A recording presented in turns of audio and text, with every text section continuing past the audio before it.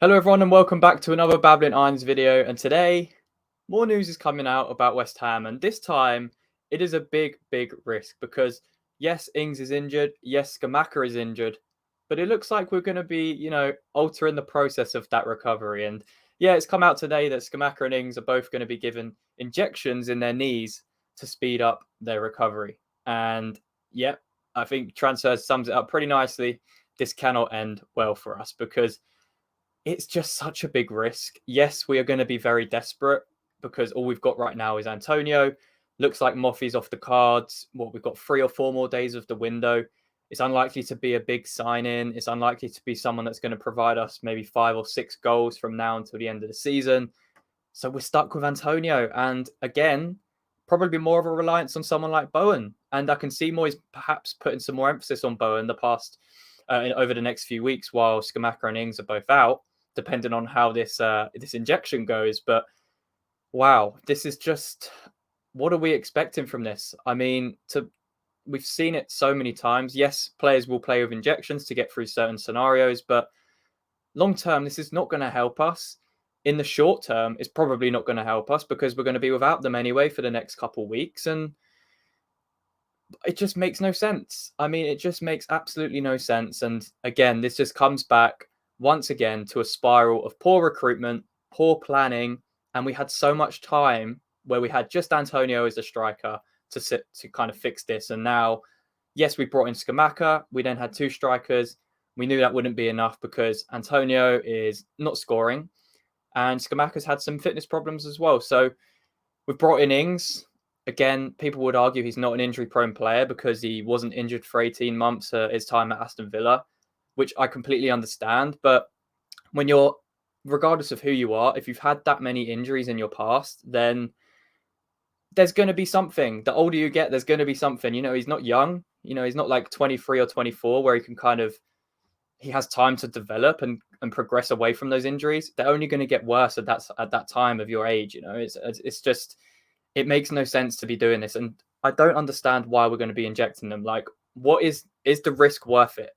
It was rumored that they're only going to be out for like 3 to 4 weeks.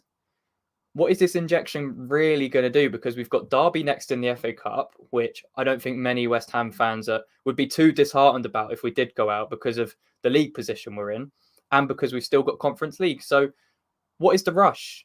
I mean, realistically, if this injection works to kind of bring them back a bit quicker and try and speed up that recovery process, the soonest they'll be back is maybe Chelsea, which is only 1 or 2 more games before they would have come back anyway. So it just reeks of desperation. It reeks of poor planning, and it reeks of just West Ham. That's what it reeks of. Absolutely, West Ham, because we just don't help ourselves. Yes, we're unlucky with injuries, but there's only got to be a certain amount of stuff that happens before you say that's unlucky. It happened with our results.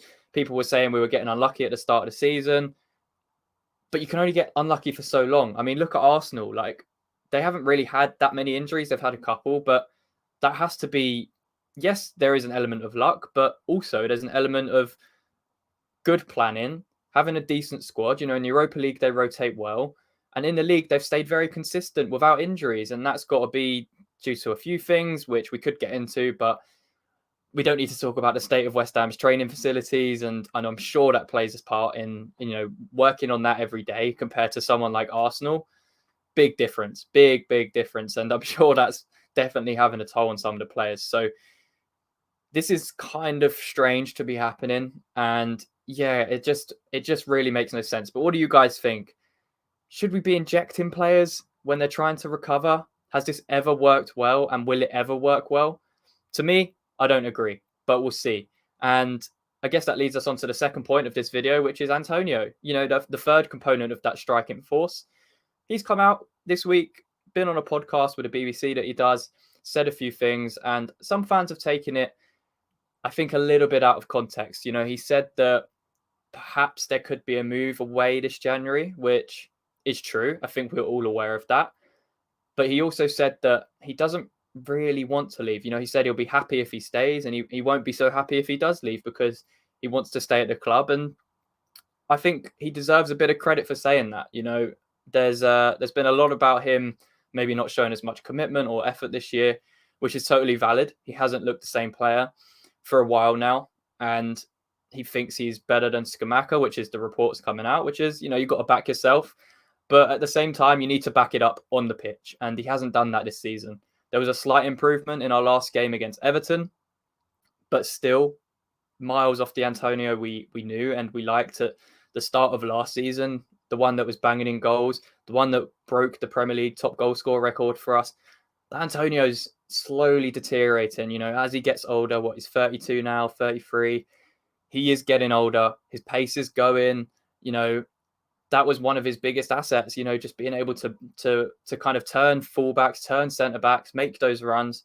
We don't really see him doing that anymore. We don't really see him running those channels as much. And there's been an argument to say that maybe he should just be an impact winger, which would make sense, but we don't have the squad depth for that. So again, it comes all back full circle and we're left in the same predicament. But yeah, in terms of his comments, I don't think the stick is warranted, to be honest. He didn't really say anything there that wasn't true and wasn't, you know, out of the ordinary. He said he would like to stay, said he'd be happy if he stayed, and he said he'd be upset if he left. So he said he lets his agent do, you know, sort that stuff out. And if a move happens, it happens.